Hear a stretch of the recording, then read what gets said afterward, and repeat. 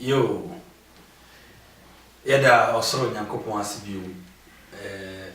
asa kwame ni sene obia enimme no ene awia mi pese me no betwe nyankopon asembio na awrade asema eba mi pese eto osmo pa na nyankopon fa sa asemu eso eje osoronko ene nti menche wo masem no me pese me no bom paye osoro nyankopon yeda wase ne anopaye awia yi anwumri fa wadom no tumi ne hon konkron be kan ye ho ina anopaye bra wasem eba yi ma ojare tumi mfiri wasem mumra na fa so ma oje nye omadia yiwie na boni bia ma na ufa wasem eso esesa oma enyanti ase a rally inshira enka udida meda wase wademiti amen yo oniadafo ene me pese me no yaka onyankopon asem kakra kyew na rally ye ade foforo abra bomo bio anopayi meto ade bi me pese me hihye ensembe ye mienu miensa bi na me de bro se de be ya wa bra bona wo mu no ubehunu se ogefo wo ho ema wo enti abeka kyew ne se ogefo wo ho ma wo ne se meto hundu se fear God ni enti abeka so ane se su onyankopon sanse onyankopon na wobo onipa ho ban onyankopon na obo onipa entimi mo onipa ho ban gise onyankopon ehia na ye na de tu adwemu se mame nkofa obi na omehwe me na omfa tuo nti no obi ba na obewi na obi bi na watu no tu akum no na onyankopon amwa na awrade anka ho a de nipa no ye no nipa no betimi aidai ne sabetimi aka ho manakum afri wiase na no ye behwe ye brother e wo Ghana ye TDC ye omo amu education efa omo amu didi sika wo Ghana no ma ekoso a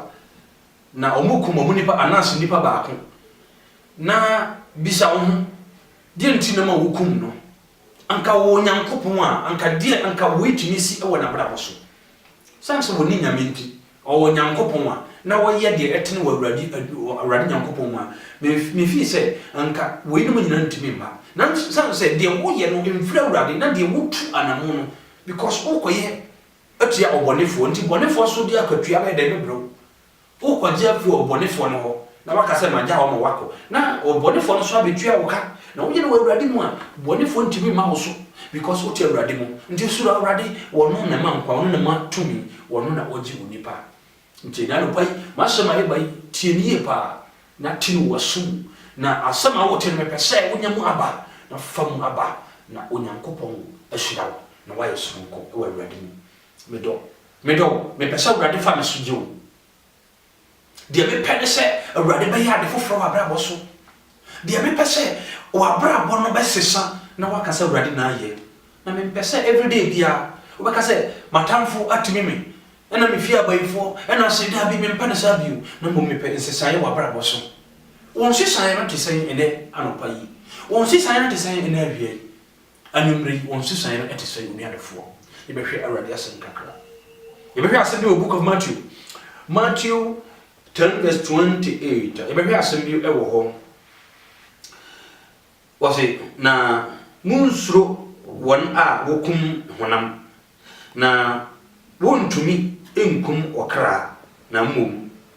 munsuro de obetumi asai okra ne honam amani hunu kuro no mu enti no onuadofo ade nti no meka se ensuro de ukom ana ensuro de ewo wiase enne nipa esuro onipa kwa kubro sam bejina ha sesi yara meka chose ana ubejina ofie ho sesi yara wanhwe ya ubedwane na onyankopon akwa na onyankopon eba ofia unim de odi aba mum na mum unsuro no ana wote onyankopon asem kwa na unsuro because unim say onyankopon ye nyame unsuro awrade but onyankopon na se so unsuro no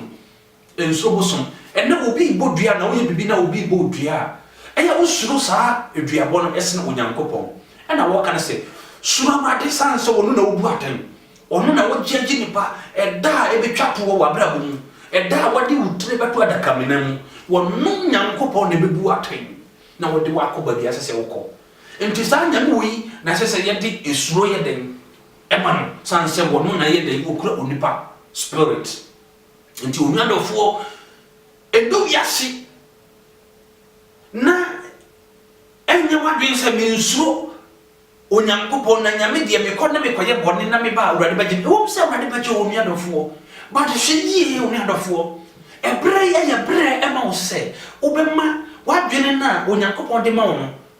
odi be ya adwuma kwen be na odi be ya adwuma enti na ma odi asempa ya ma yese yɛnhwɛ asɛm no mu na yɛmfa mu aba ɛno na onyankopɔn bɛfa so ayɛ den agye me ne wo suro awurade wo ensuro deɛ wobɛtumi akum honam ensuro ebayifo biara ensuro ɔkɔmfo biara ensuro manam biara ensuro nipa na mum suro awurade wate usuro maram no usuro ɔkɔmfo usuro bosoma onyankopɔn oni awurade ni twaka because some nkrofo no oni awurade ni twaka bia wo nti wode wo ho eto wo no so a wayera onyankopɔn kwara na yɛmfa yɛ ho nto no so adɛn na wode wo ho bɛto bosom so adɛn na wobɛsuro ofie bosom adɛn na wobɛsuro amala me akɔmfo na onyankopɔn de wo nsuro no wo hu sɛ ɛto bra wa bra bomu no bi koso but won't ase because esan say why you no bi na ne wo ya no nyankopon na hira nipa nyame na kura nipa ho na wo bo nipa ho ba nyame na sa yade konfo ntimi nsa wo yade mala ntimi nsa wo yade enti na ma wo ha wo da so wo na mum utimi sisa na wo sura awurade se ade wo ya me yi me suro se me ya awurade be ye me sei eti se wa ko fa bibi wo ko wi wo ko wi bibi afiri obi ho enti no usuro se nipa na chiwa obekum wo sana awurade pesa wo ye nti no wo ye ade bia emfata wo Kristo ma ese se unya esuro wo mu se atenka bi se de me ye no akatua wo ho ma me eno na yefre no suro na wo ye bibi na wo nkai se awurade betumi aye bibi atia na mo usuro nipa wo ba chiw na wo de akomram na wa fan no eno na usuro dia ende me nua wa gira wo Kristo mu but dia me pene se ubesuro awurade na bibia wo de won sabe kan wo asase so a enye onyankopon akwan se de bible no echiri no na wo de won sabe kan biara twen ho firi so eno na ye pese usuro se obeye na usuro sa ade wo ya onyame so be den obe nyankopon so be ba won chen abre biara wo be frɛ no abre bia nti no ma ye bɔ mpa ya awurade ntie no na mum wo pese wo bɔ mpa ya ma awurade tie wa onyankopon ye de se de onyankopon pɛ ene oyin famre onipa afa obre wo ho ase onipa ase na usuro se bia me meye boni atia me boss me yesa de wetia me boss wa me boss o de se betua me ka ana me boss betima chi me sa na me pesa fa Kristo wate fa Kristo sa na wo nana nte sara na usuro Kristo a everade so ne yira mfi da biara da because abre biara we bisa no biara obe se a me ba na usuro me no na efre me no bra obeka say Jesus awurade betwe ne ho ntentem aba wo nchen wo ye bibi kora ne ka say adenti nyankopon ba na wo busa bra say na ka say wo kora betima aka asem bia nipa kora be ka say nipa yi o ye Kristo ni onua mesrew nya wadwen so ko ye body no aba awurade anim say awurade mesrew fa che me nya wadwen sa wontimi mfa wadwen enye den emu onyankopon wo ana wontimi mfa wadwen enye bibi enkata onyankopon ne wo ye no ho dabi de wo ye ne nyina nyame nim de ehye kukwam ne de ehye asase ase nyame nim nti sisafiri ho wate enkoso nye bone bia utimo no adofo firi mu na sura awurade wate sura awurade se bone na wo kwa akodi no sisafiri ho wa wo behwe wo hwe me no me sisisa wan na ma usika se kodi bone wan na ka che se kogu obi anim ase wan na ma usika se kodi adanse etia obi onua sisa emwa wo adanse kunu mu a wo kwa akodi no eyema wo hwe wo firi so wate emwa wo onua nofo yi wo firi sa kwan no na fa wo betra Kristo mu fa wo nante wo Kristo mu na awurade wone wo nante awie prem 2019 mu ade na obasa wo ye ebe so Kristo ani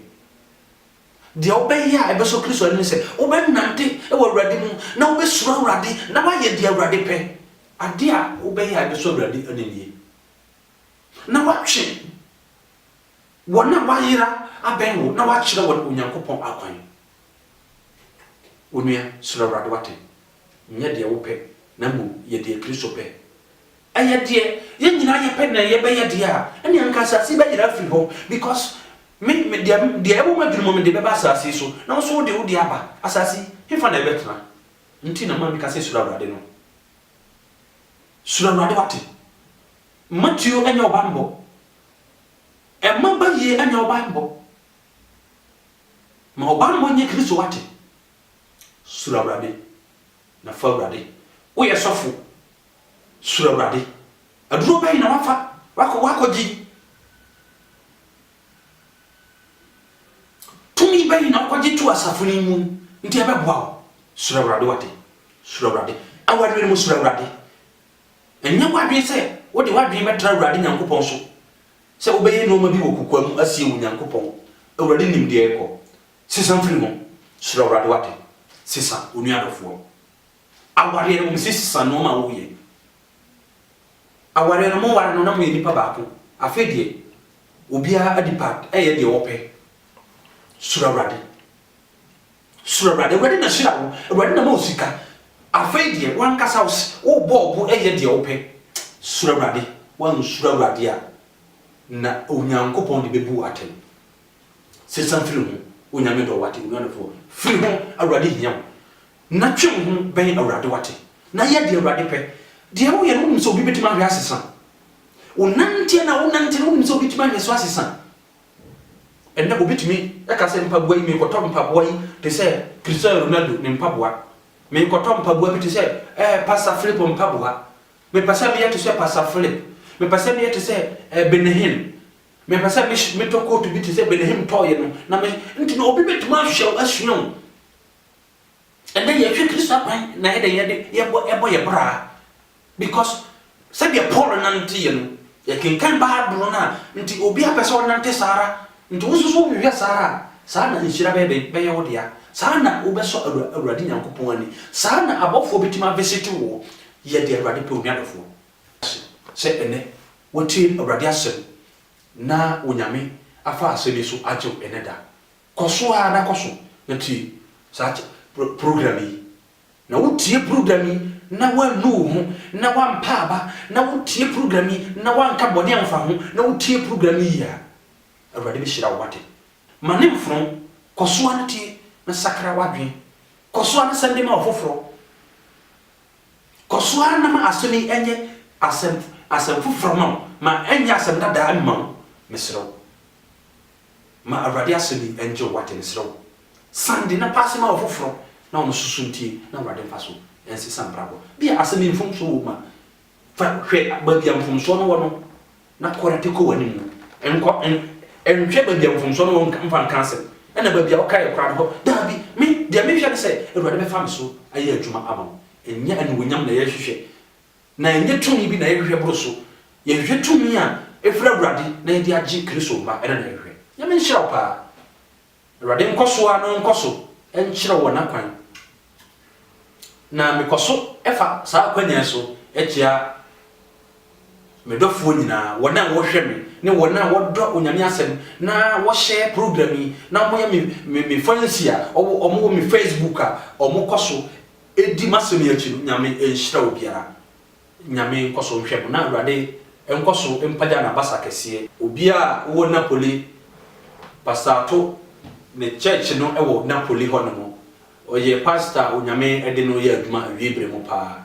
enti no odaso ewo branch ni bi ewo mortar nti wa wo hwe me ewo mortar no pastor to me de na yi ba beto